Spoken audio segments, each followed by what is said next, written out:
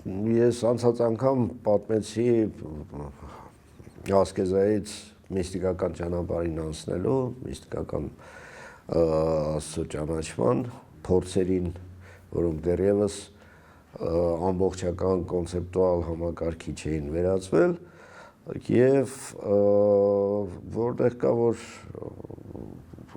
միստիկական գիծն են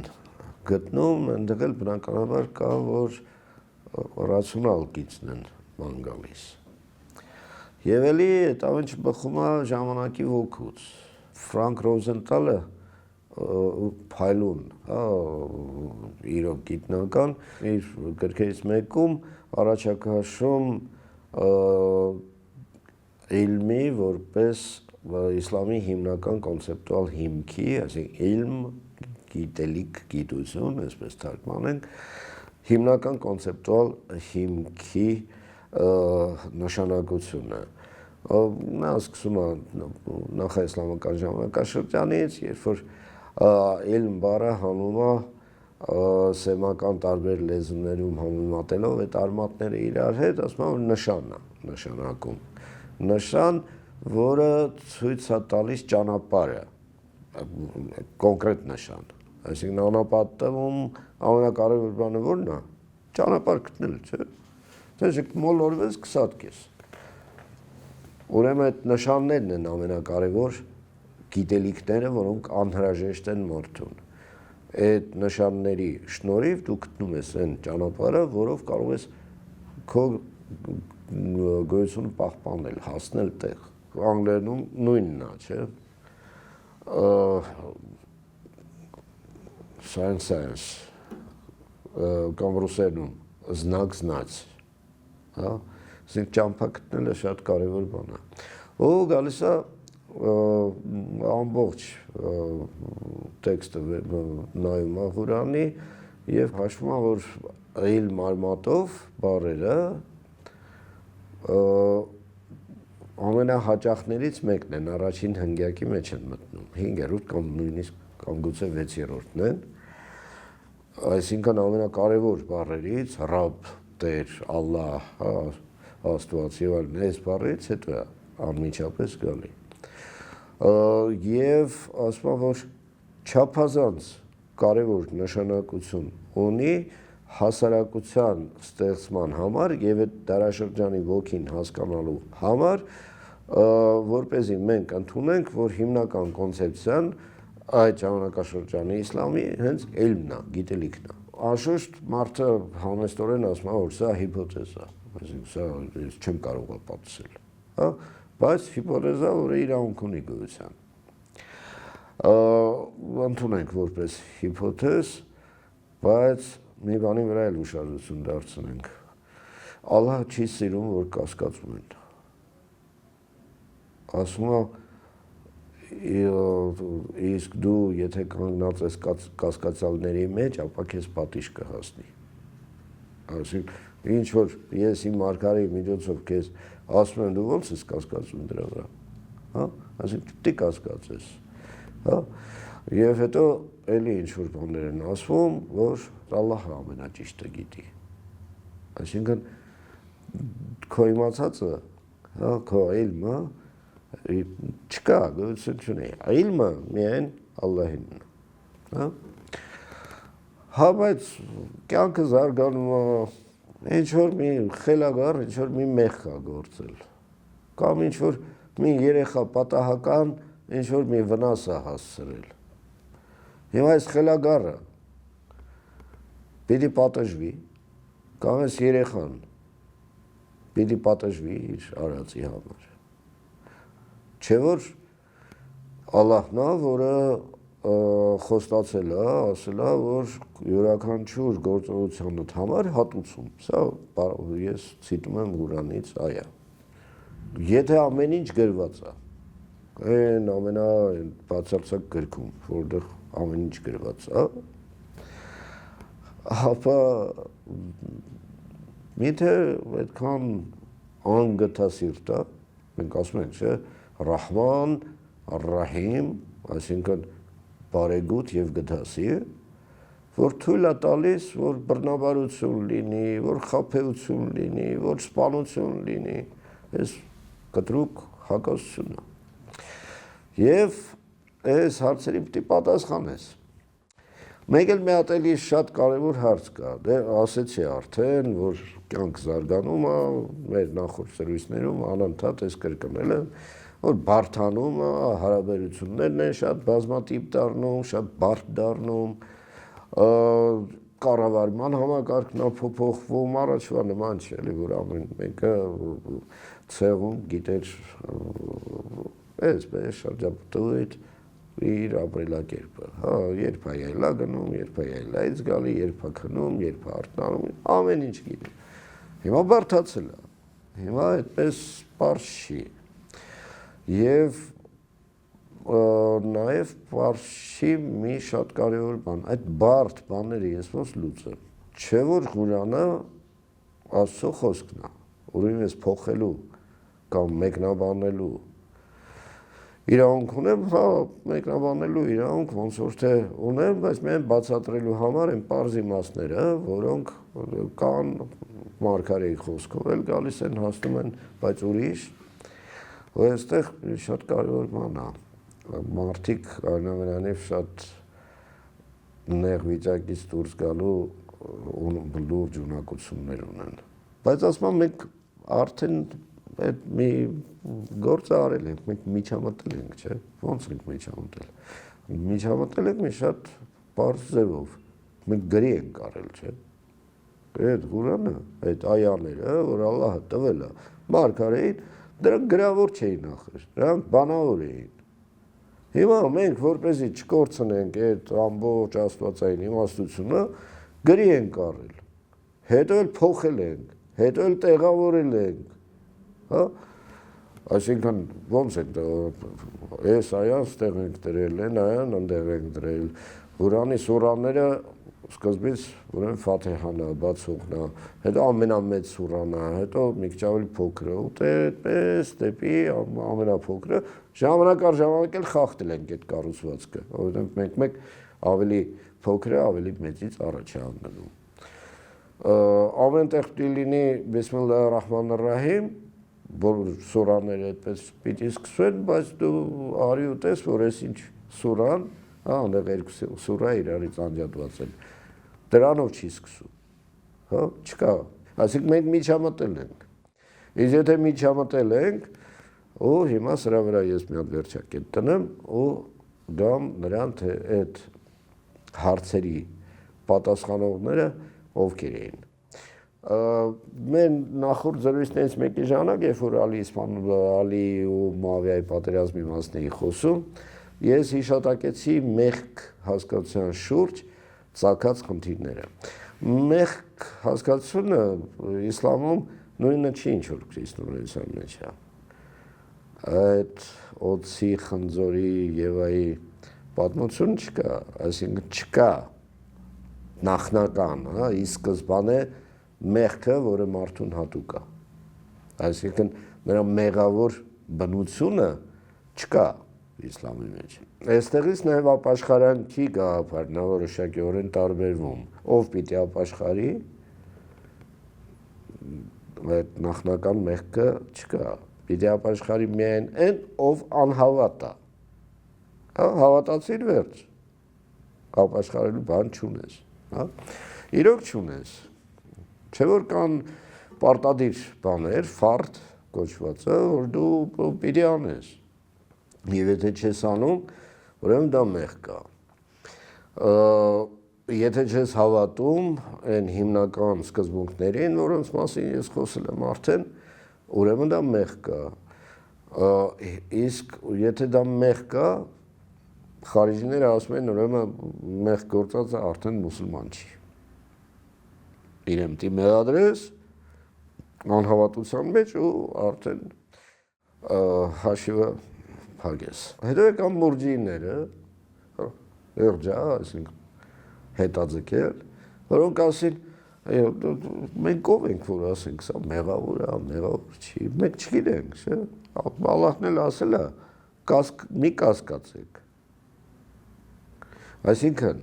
մենք պետք է կասկածենք, թե չկասկածենք, սա մեղավոր է, թե մեղավոր չի։ Այսինքն մենք հետաձգում ենք այդ խնդիրը։ Ալլահը արդեն վերջին ահեղ դատաստանի ժամանակ Յամուլ Qadar կորոշի մեղավոր է, թե մեղավոր չի։ Մենք հետաձգում ենք։ Բայց մի քիչ դժվար է, այդպես հետաձգելով խնդիրներ լուծել անընդհատ հարցեր առաջանալու դեպքում։ Մուրջիներից հետո այս հարցում գալիս են մոթազիլիները, որոնք միջին տարբերակ են առաջարկում, բայց մինչև այդ նաև այդ պատասխանատվության խնդրի մասին խոսեմ, որտեղ մեղքն ու պատասխանատվությունը կապված են, չէ։ Եթե ամեն ինչ գրված է, դու պատասխանատու ես։ Կանխորոշված է, չէ, որ այս ինչ հարցը այսպես պետք է լինի, ու դու էլ չես կարող փոխել դա։ Ամեն ինչ այդ բացարձակ գրքում գրված է։ Այդ մարդիկ, որոնք հավատում են, որ հենց այդպես է, կոչվում են ջաբարիներ։ Այս ջաբարիները բացարձակ ֆատալիզմի կողմնակիցներ էին, որ այն ինչը գրված է գրքում մեզանում ճակատին, ճակատագիր է, վերջ, էլ փոխել չի լինի։ Այսինքն մարդու կամքը ազատ չի։ Եվ կային Qadariներ, այդ Qadar, որոնք մերժում էին հենց Qadar-ը, որոնք մերժում էին նախախնամությունը։ Ասում էին, որ մարդը ազատ է իր կամքում։ Մարդը ինքնավորոշում թե ինչ անել, ինքնավորոշումն ընդունում։ Այս այն վեճն է, որը բոլոր կրոններում գոյություն ունի։ Ես ամենապրիմիտիվ նաև բաներում դավանանքներում գոյություն ունի։ Վերջի վերջո ես ազատ եմ այս ինչ գործողություն անելու, թե արդեն վաղուց կա գիտելիք նրա մասին, որ ես այս գործողությունը պետք է անեմ։ Մոթազիլիներից մեկը ասում է, Ալլահ անունով, ամենախոշորներից մեկն է, ասում է, որ Ալլահը աշխարհը, տիեզերքը ստեղծեց միանգամվա գործողությամբ, մի վայրկյանում, մի էության մեջ, ամբողջ գոյը ստեղծվել է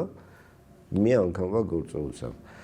Եվ ամենահետաքրքիրն ինչ է ասում, ասում է ու դրանից հետո նա էլ ոչինչ չի կարող անել։ Ինչ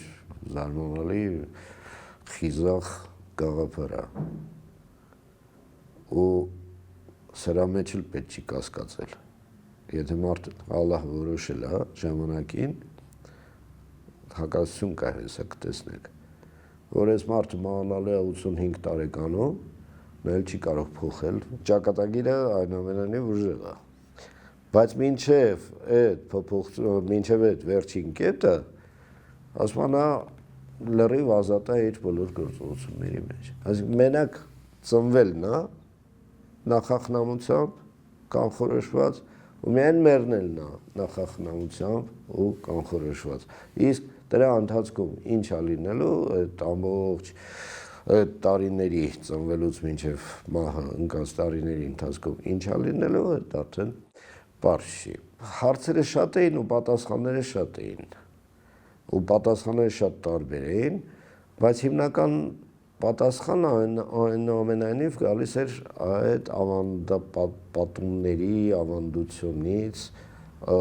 դրա վրա հիմնված մարդկանցից մուտակալիդ կոչվող, որոնք հենց ավանդությամբ էին առաջնորդում, թակլիդով էին առաջնորդում։ Մոթազիլները ասեցին թակլիդը չի կարելի ընդունել։ Մոթազիլները այդ հիմնական խոշոր ռացիոնալ փիլիսոփայական ուղղությունն է, որը բերեց արդեն կրոնական դոկտրինի ամբողջական ձևավորմանը, դոգմայի ստեղծմանը, որը կոչվում է Քալամ։ Քալամի մասին հիմա չենք խոսի, բայց մոթազիլների մասին անհրաժեշտ է խոսել, որովհետև չափազանց հետաքրքիր են։ Առաջացան, անցած անգամ ասեցի արդեն, որ նույն Հասան ալ-Բասրիի շրջանակից, եւ մի անգամ, երբ որ Հասան ալ-Բասրիին հարցնում են, այդ մոսկիթում հավաքվածները շեյխ այս մարդիկ սրանք ասում են, որ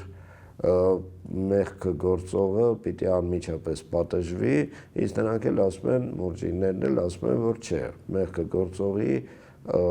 մասին մենք չենք կարող դատել, կարող է դատել միայն Ալլահը, ուստի մենք պիտի հետաձգենք մեր դատողությունն անելը մինչև ահեղ դատաստանի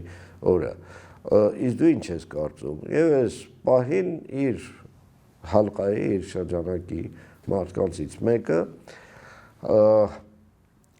դուրս է թռնում քիրք լինելու կանոնները խախտելով եւ ասում է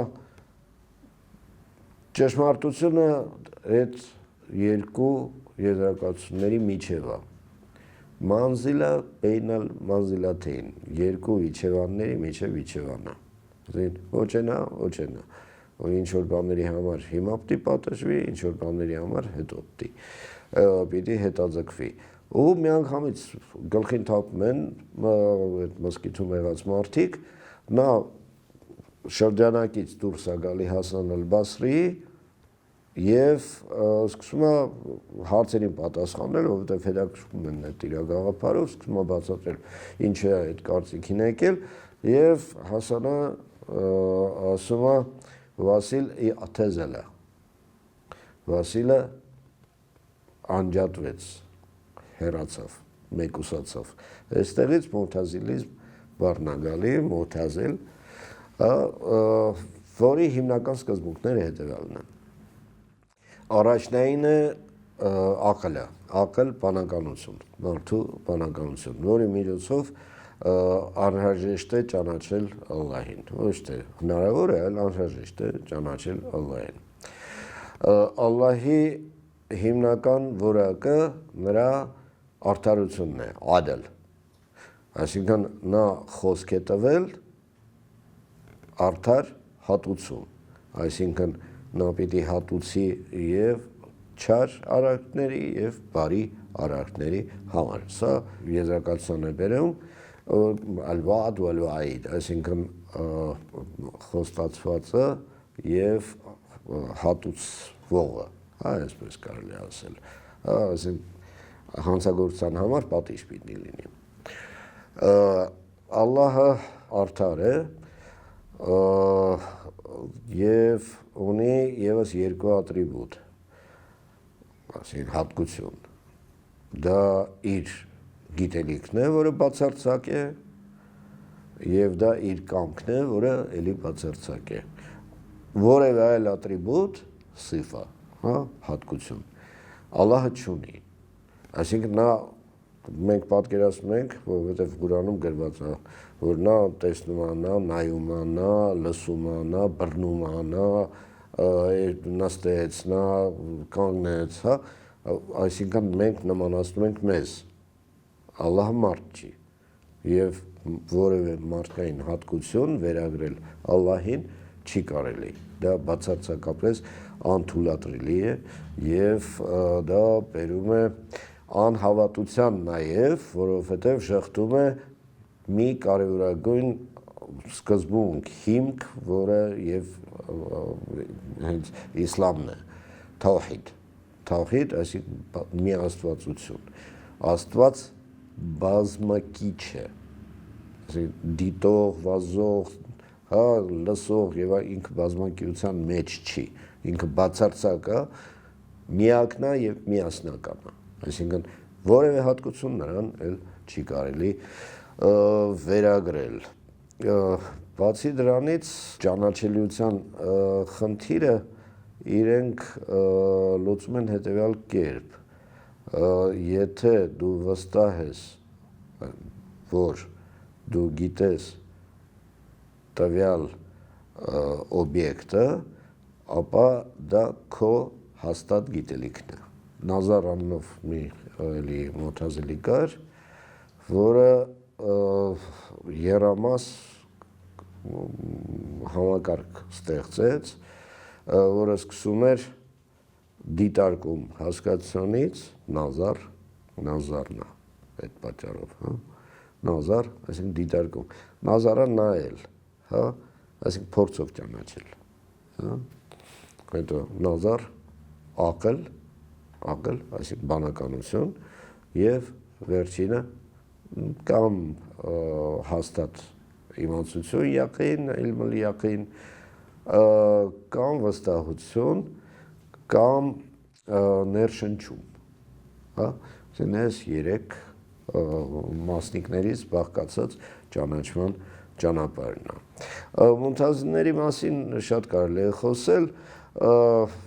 ավարտեմ նրանով, որ 9-րդ դարի սկզբին գահին նստեց մի խալիֆ, որի անունը Մաամուն էր, այս խալիֆի մայրը հավանաբար կամ հույն էր, կամ ասորի էր, քրիստոնյա էր, հա, եւ այս պատճառով Մաամունը գիտեր հունարեն եւ նաեւ պատկերացում ուներ անտիկ գիտության, փիլիսոփայության, կրթության, մշակույթի մասին։ Եվ Մաամունը բացի նրանից, որ ստեղծեց Դարուլ Հուքմա ասած է, այսինքն ակադեմիա մենք կասենք դրան հիմա, գիտությունների ակադեմիա, որը նաև թարգմանչած դպրոց էր, մի մեծ օֆիս էր, որտեղ թարգմանիչները նստած թարգմանում էին բազմաթիվ գրքեր տարբեր լեզուներով, հիմնական հունարեն, իհարկե իրենց պրագմատիկ այսպես նպատակներից եւ խնդիրներից ելնելով, ասենք Արիստոտելից այն հիմնական գրքերը, որ մեզ համար են ամենակարևորը, դրանք թարգմանվել են շատ ավելի ուշ, իսկ առաջին թարգմանվել է զոոլոգիան, պետք էր իրենց։ Ուրեմն թարգմանում են գրքեր բժշկության մասին, մաթեմատիկայի, աստղագիտության, բնագիտության մասին, հա, ilm al-tabi'a, այսինքն գիտություն բնության մասին, ֆիզիկան։ Բայց նաև թարգմանում են տրամաբանության մասին, արգումենտացիոն տեսության մասին, աշխատանքներ եւ Պլատոնը սկսում թարգմանվել եւ բազմաթիվ այլ հեղինակներ են սկսում թարգմանվել։ Եվ այս խալիֆ Մաամունը շատ հաճախ է, չէ՞, այդպես պատահում, որ շատ խելացի եւ շատ ինտելեկտուալ ուժեղ մարդ, որ գալիս է իշխանության գլուխ, մեկ էլ սկսում է համահանել։ Այսինքն գիտի, որ ինքը ճիշտ է, ու դրա համար ստիպում է մնացածին անել այն ինչը ինքը գիտի, որ ճիշտ է։ Ու միտք էլ չկա, որ կարող է սխալվի։ Այս դեպքում ինչ արեց, ասեց, որ այս մունթազիները շատ խելոք տղերք են, ոնց որ տրամաբանությամբ, բանականությամբ առաջնորդվող, ուրեմն մեր կրոնը պիտի լինի այն, ինչը իրանք են ասում։ Եվ այստեղից, հա, մունթազիների հիմնական դրույթներից մեկը այն էր, որի մասին մի քիչ արդեն այսպես ակնարկեցի, որ Ղուրանը արարված է դունյասը։ Ոչ թե, հա, ինչ է արարված, թե որովհետև նախ այդ միջամտությունը կա, բայց ամենակարևորն է, որ եթե արարված չի, ապա մենք երկաստվածության մեջ ենք ընկնում։ Ուրեմն եւ Ալլահն է հավիտենական եւ իր խոսքը։ Հա, երկու հավիտենականություն իրար կողք չի լինում, այսինքն արարված է Ղուրանը։ Իսկ ավանդականները իրենք սա սրբապղծության պես էին ընկալում, ինչպես թե։ Իհարկե արարված չի, իհարկե հավերժ է, իհարկե ժամանակից դուրս է, ինքն Ալլահն մեկ են, նույնիսկ հադիսներ կան, որ Մուհամմադ մարգարեն ասում է, որ մայր գիրքը պահվում է երկնքում եւ այնտեղ տարակարծություններ կան, թե իսկ ինչպես են իրեն այաները հաղորդվել։ Հա, սկզբից իջեցվել են առաջին երկինք, 7 երկինք է, չէ՞։ Հետո նոր այնտեղից, թե ուղղակի մի անգամից է տրվել, ոնց է այս լուրջ ճանապարհը, չէ՞, պետք է անցնի։ Այսինքն իրենց համար այս պնդումը, որ արարված է Ղուրանը, դա հայհոյանքի պես բան է, աշխարհը շուռ է գալիս։ Փչանում է, քանդում է ամեն ինչ, ինչին ես հավատացել եմ, էլ ոնց ապրեմ։ Հա, ու այստեղ լաց եւ ողբ։ Բայց այս լացը եւ ողբը շատ ավելի բնական պատճառներից էր գալիս, որովհետև ով որ չէր համաձայնվում նրա հետ, որ Ալլահը արարված է, իսկ պաշտոն ստանալու համար ստիպված էին մարդիկ գալ, ու մուտազիլները նրանց խալիֆի հրահանգով հարցնում էին արարված է, թե չէ։ Եթե չէին համաձայնում նրա հետ, որ արարված է, ուրեմն բացի նրանից, որ այդ պաշտոն չէին ստանում, նաև պատժվում էին։ Այդպես Ահմադ Իբն Համբալը 4 հիմնական սուննիական մասհաբներից մեկի հիմնադիրը դարձավ հերոս, ինքն ասեց, չէ, արարված չի, բռնեցին ճիպոտներով, լավ ծեծեցին, հետո էլ բան տարան, դառավ հերոս, ինքը առանձնապես բանի պետք չէր, հա, իրան նույնիսկ ասենք այն բարձր հեղինակությունները չէին ընկալում որպես լուրջ ֆաղի, ասում են, որ ինքը ուղղակի հադիսները լավ գիտի, անգիր գիտի, լավ հիշողություն ունի, այս ինչ լավ գիտի ու ճիշտ է հաղորդում, բայց ֆակտես չի, ինքը մուջթահիդ չի, իջտիհադի իրավունք չի կարելի նրան տալ։ Մեկ էլ դառավ իմամ։ Եվ ամենը այսպես փակ, նեղ մասաբն է, որից վահաբականությունն է իմիջիալս ծագել։ Մուտազիլները այդպես իշխանության մոտ մնացին եւ որպես պաշտոնական կրոն ճակերտավոր իհարկե ժամանակակից տերմիններ պետք է օգտագործել ընկալվեցին մինչև Մութավաքիլ խալիֆի իշխանության գալը, իսկ հետո Մութավաքիլը նորից վերադարձավ տրադիցիոնալիստներին։ Բայց մուտազիլիտների աշխատանքը իրենց գաղափարները, որոնց մասին ես եթե շատ խորանամ, մի քանի օր կարելի է խոսել, հսկայական ազդեցություն գործեցին ամբողջ աստվածաբանության զարգացման վրա, որովհետև Ալաֆը, որին հիշատակել եմ արդեն, նա առաջինը մտցրեց այդ տարբերությունը։ Կա աստվածաբանություն, այսինքն գիտություն Աստծո մասին։ Եվ կա մնացած ամեն ինչը։ Գիտություններ, որոնք Աստծուն չեն վերաբերվում։ Այստեղից օբյեկտը թելադրում է սուբյեկտ, ուրեմն պետք է աստվածաբան լինես։ Եվ այստեղից ծագում է արդեն քալամ հասկացությունը, որի մասին մենք կխոսենք դեռ։